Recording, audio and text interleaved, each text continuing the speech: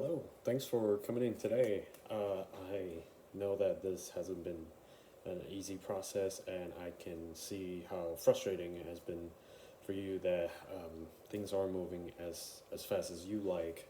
I want you to know that that's completely understandable, and I know that you're very eager to come back to go back out and play.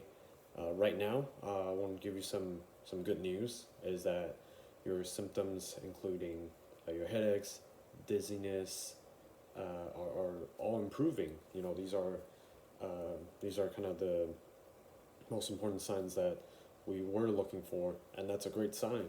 But we also have to be really careful not to rush this phase, especially with injuries to your head.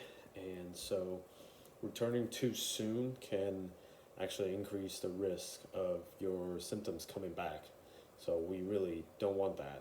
And it's also possible that if we get you back out there too soon, that symptoms are going to get worse, and there might be even worse consequence that might follow. Because we don't want, what you and I don't want, is another concussion. Fortunately, we are still in preseason football, so I think timeline wise, I think that's going to work to your benefit, and that should also give us a little bit of flexibility in how we can go about this process. Now, today, we are going to look to start phase one of your return to play protocol. This phase involves very light activities like walking or stationary bike to slowly, surely and slowly get your body to move without hopefully triggering some of the symptoms.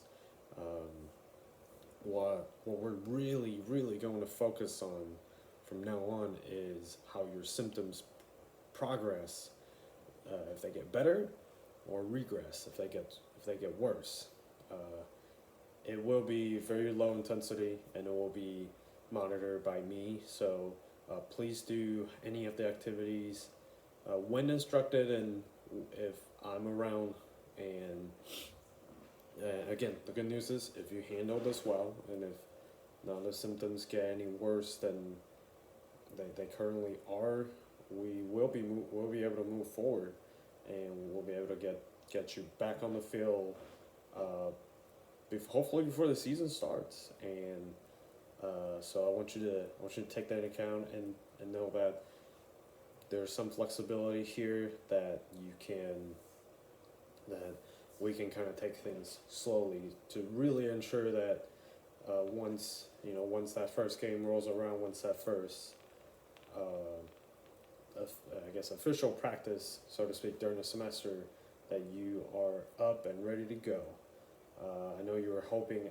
I know that you were hoping to be a little further along by now, and